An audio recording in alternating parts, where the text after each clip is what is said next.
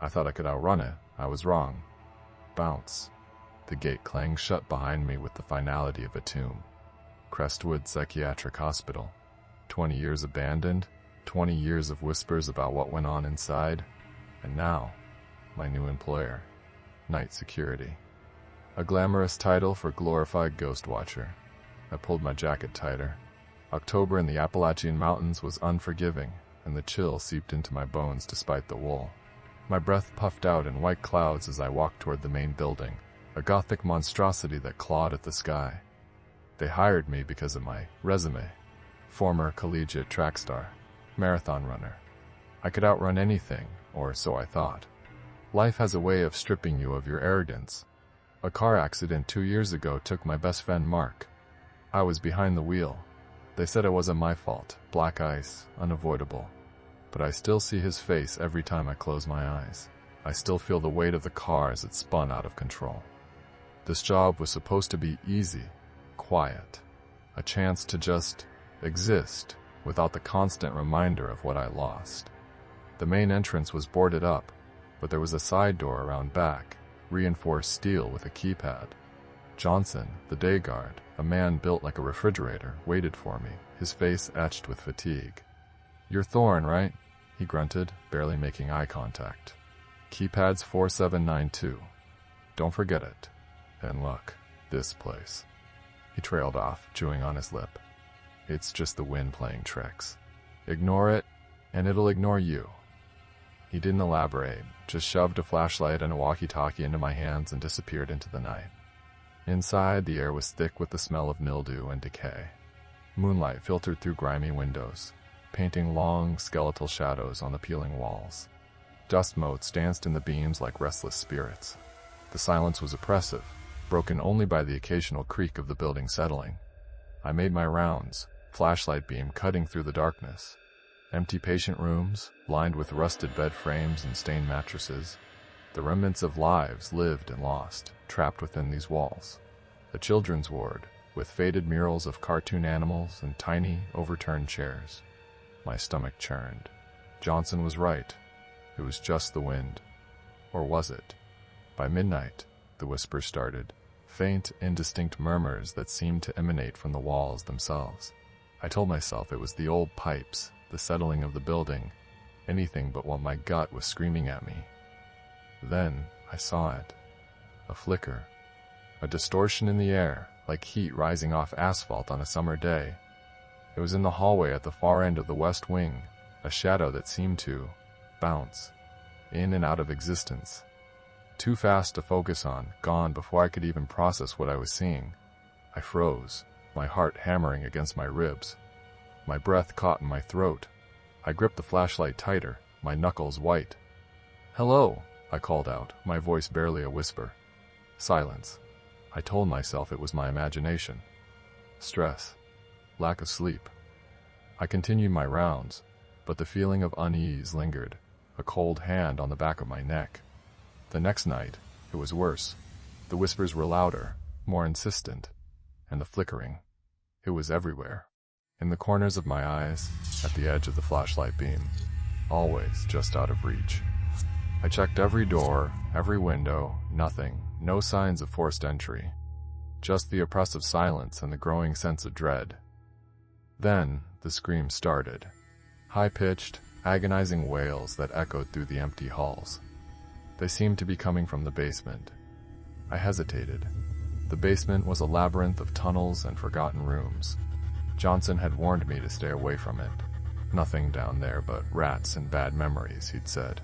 But the screams, I had to check. The basement door was heavy, reinforced steel. It groaned open, revealing a flight of stairs leading down into the darkness. The air down there was colder, heavier, laced with the scent of mildew and something else, something metallic, like blood. The flashlight beam danced erratically as I descended, revealing walls covered in graffiti, faded and peeling. Names, dates, scrawled prayers, and disturbing drawings. The screams were louder now, closer. I followed the sound deeper and deeper into the maze. The tunnels twisted and turned, branching off in every direction. I felt like I was losing my mind. Then, I saw her. A woman huddled in a corner, rocking back and forth, her face buried in her hands. She was wearing a tattered hospital gown, her hair matted and tangled. The screams were coming from her. "Ma'am?" I said, approaching slowly. "Are you all right? Can I help you?" She didn't respond. She just kept rocking and screaming, her body shaking uncontrollably. I reached out to touch her, to offer comfort, and then she looked up. Her eyes were empty, black voids that seemed to suck the light out of the room. Her face was gaunt and pale, her skin stretched tight over her bones, and her mouth, it was stretched into a grotesque, unnatural grin. She lunged at me. I stumbled back, dropping the flashlight. It clattered on the floor, plunging me into darkness. I heard her coming, the scuffling of her bare feet on the concrete floor. I scrambled to my feet, groping for the flashlight. Then, a voice. Elias? A woman's voice. Familiar. I froze. "Elias, is that you?" "My sister, Sarah. What was she doing here?" "Sarah?" I called out, my voice trembling. "Is that you?" "Elias, help me," she said, her voice choked with sobs. "It's got me, Elias. It's got me. Where are you?" I shouted, panic rising in my chest. "I'm coming." I ran towards the sound of her voice, blindly navigating the maze of tunnels. I could hear her screaming, her pleas for help growing fainter and fainter. Then I saw it again, the flicker, the distortion. It was closer now, clearer. I could see its form, a shadowy figure that seemed to shift and writhe, its edges blurring and fading. It was between me and Sarah. I knew, with a certainty that chilled me to the bone, that it wasn't Sarah's voice I had heard. It was the thing, mimicking her, luring me in. I stopped running. I backed away slowly, my heart pounding in my chest. It took a step closer, and then it bounced. It flickered out of existence for a fraction of a second, and then reappeared, closer than before. It was moving erratically, unpredictably, bouncing between realities. I knew I couldn't outrun it, not like this. It wasn't bound by the laws of physics, it wasn't bound by anything. But I had to try. I turned and ran, blindly stumbling through the tunnels, the thing hot on my heels. I could hear it, the faint rustling of its form, the whisper of its presence.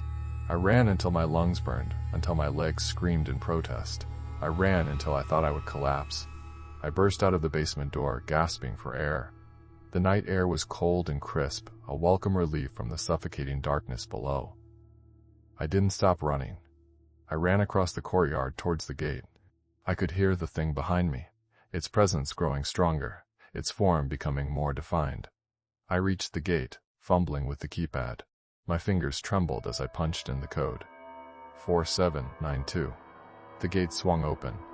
I ran through, slamming it shut behind me. I didn't look back. I ran until I reached the road, until I saw the lights of Havenwood in the distance. I collapsed on the side of the road, gasping for air, my body shaking uncontrollably. A car pulled up beside me. A woman got out. "Detective Mallory." "Thorne? What the hell happened to you?" she asked, her voice sharp with concern. I tried to explain, but the words wouldn't come. I just pointed back towards the hospital, my body trembling. Mallory called for backup. The police searched the hospital, but they found nothing. No sign of the woman in the basement, no sign of anything unusual. They found the bodies a week later, scattered in the woods around the hospital. 3 of them, all recent disappearances, all drained of life, their faces contorted in expressions of unimaginable terror. Mallory questioned me relentlessly. She didn't believe me, not at first, but she saw the fear in my eyes, the genuine terror that gripped me. I told her about the flickering, about the bouncing, about the thing in the basement.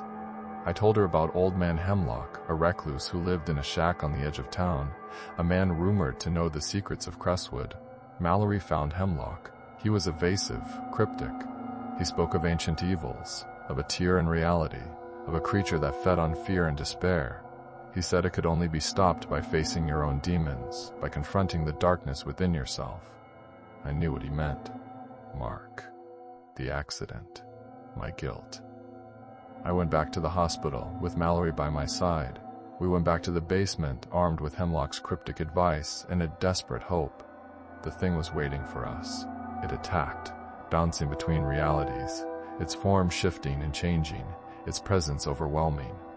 I closed my eyes, focusing on Mark, on the accident, on the guilt that had consumed me for so long. I confronted my fear, my despair. And when I opened my eyes, the thing was weaker, its form less defined. We fought it, Mallory and I.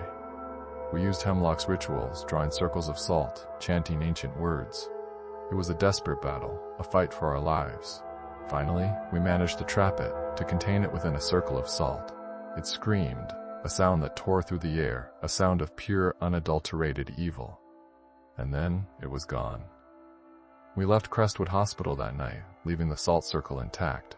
We didn't look back. I haven't been back since.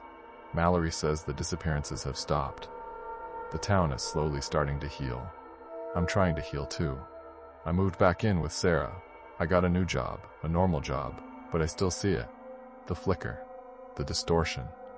In the corner of my eye, at the edge of my vision. Sometimes, when I look in the mirror, I see it reflected back at me. A fleeting glimpse of a shadowy figure that seems to bounce between realities. I don't know if it's really there, or if it's just a figment of my imagination. But I know one thing. I thought I could outrun it. I was wrong. It's always there, lurking in the shadows, waiting for me to slip up, waiting for me to give in to my fear. And sometimes, late at night, when the house is quiet, I can hear it. A faint whisper, barely audible. Elias? Sarah seems happy though. I have to focus on that. On her. I can't let it take me. I won't. I don't think I will. But last night, I was walking home, and I saw a shadow. It was bouncing. It looked like me, but distorted. I ran.